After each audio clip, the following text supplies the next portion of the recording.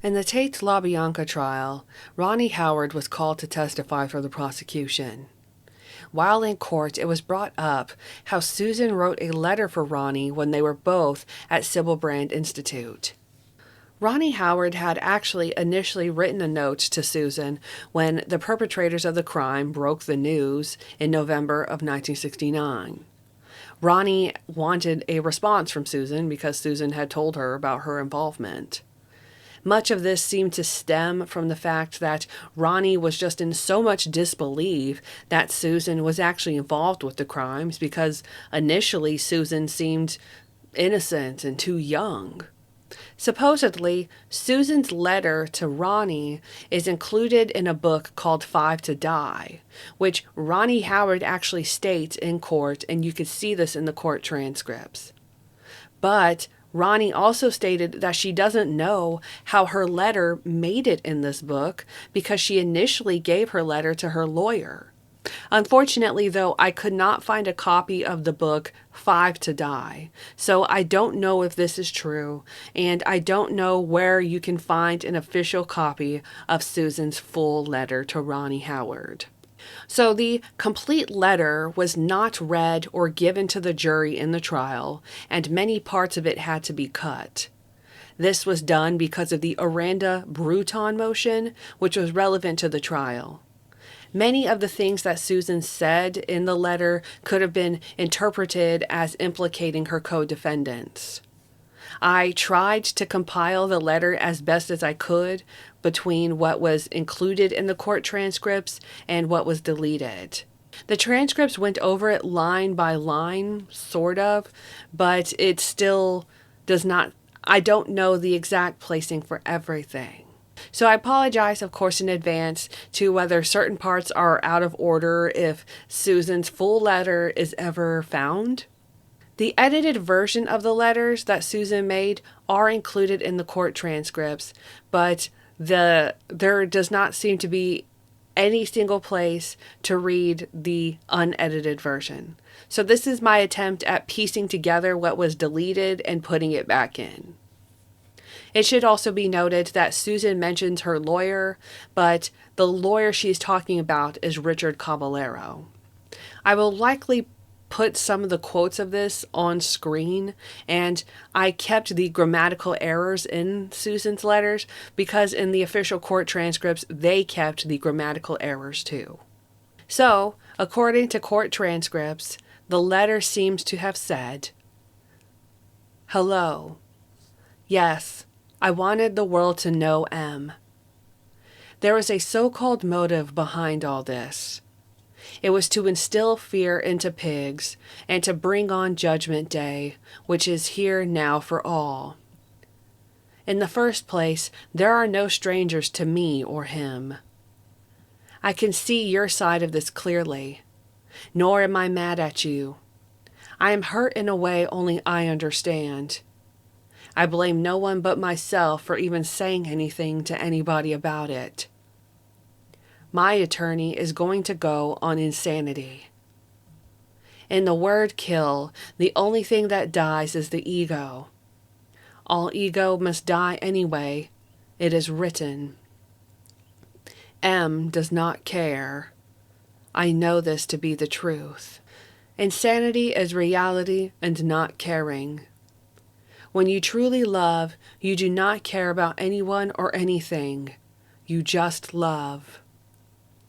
The only thing that dies is the ego. Yes, it could have been your house, and it could have been my father's house also.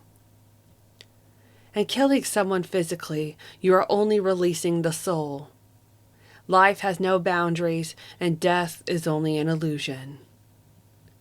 I'm not going to fight this. I will let my attorney do that. I'm going to save my soul. This body my soul is housed in can be destroyed for all I care. To live forever is all I want, and I really don't care about that. I did not admit to being in the second house because I was not in the second house. Your testimony was enough to convict me and all the others. He also said it was my only chance to save myself. Then I was out to save myself. I have gone through some changes since then. I am ceasing to be inside rather than seeming to be. I have been going through changes about feeling guilty, about testifying and all that has happened. For me to say I am sorry is not enough for me. I know now it has all been perfect. Yes, we are beyond petty cussing. Love is also beyond limits. Those people died not out of hate or anything ugly. I am not going to defend our beliefs. I don't need anything. My attorney gives me money. He just deposited $70 on my account. As I write to you, I feel more at ease inside. When I first heard you were the informer, I wanted to slit your throat. Then I snapped that I was the real informer, and it was my throat I wanted to cut. M or no M. Sadie or no Sadie. Well, that's all over with now, as I let the past die away from my mind. You know it will all turn out okay in the end anyway. Love will still run forever. I am giving up me to become that love a little more every day. Changes. Only love is forever changing. Cease to exist. Just come and say you love me. As I say I love you, or I should say I love me, my love in you. Write me. I hope you now understand a little more. If not, ask. So, of course, what's interesting about this is that Susan talks about having her attorney considering the insanity plea before the trial.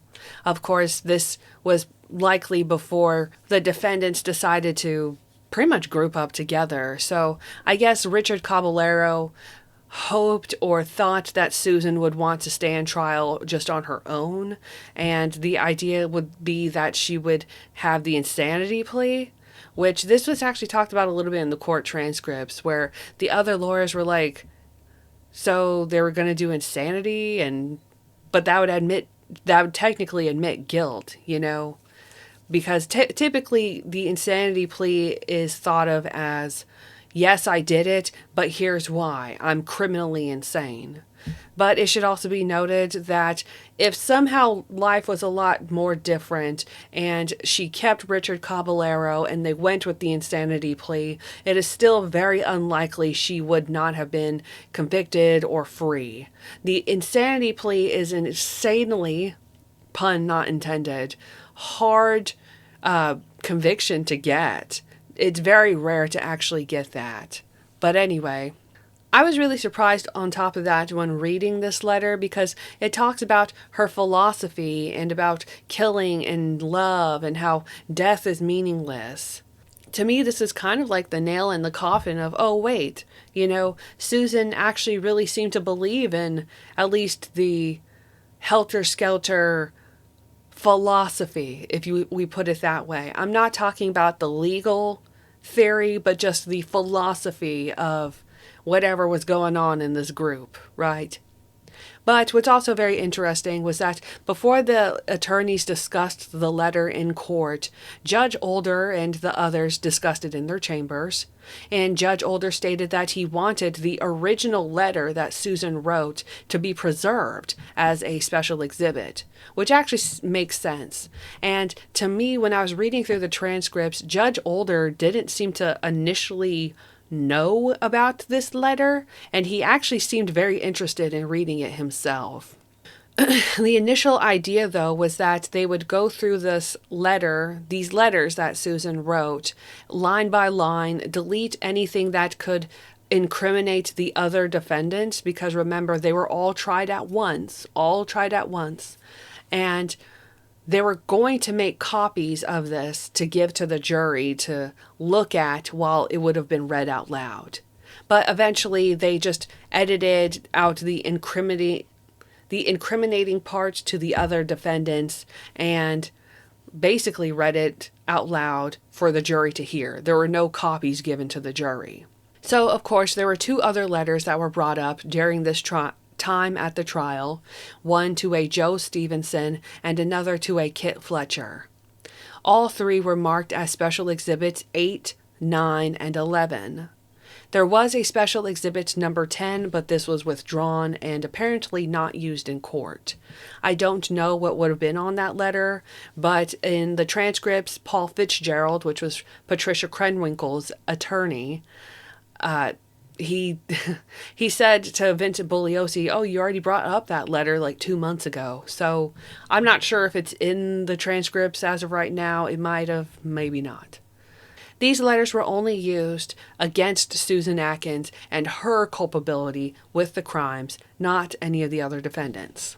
The main reason they seem to have been deleting the other parts was really from Charlie himself, because a lot of the philosophy was coming from Charlie.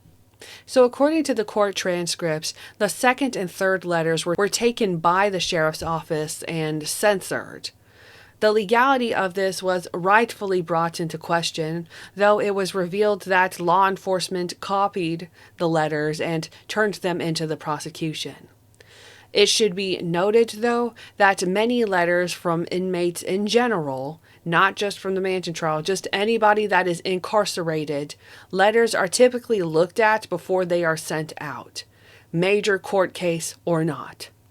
So, the second letter was written to a Joe Stevenson, and it was dated December 13th, 1969.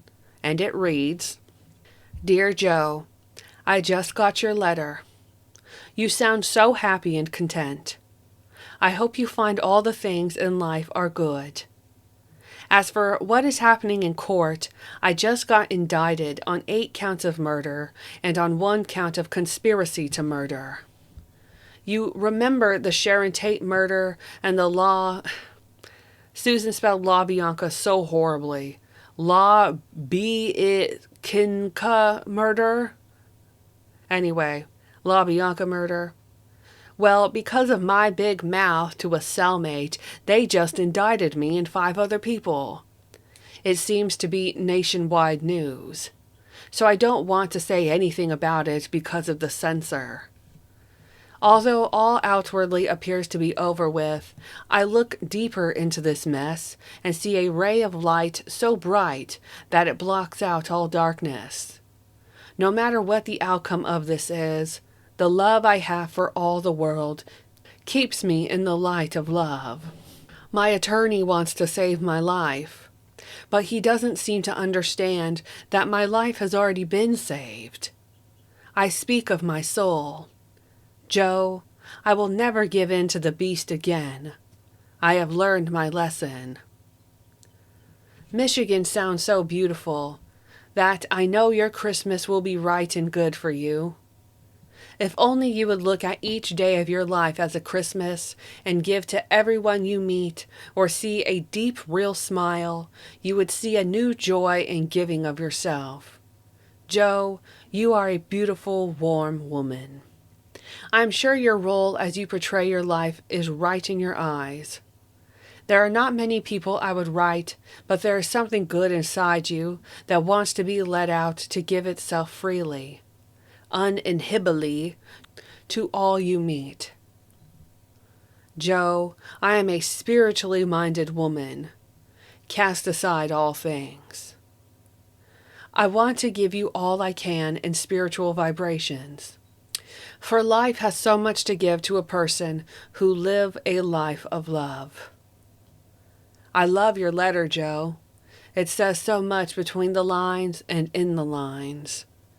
They just turned out the lights, so I will close for now. Joe, write me soon.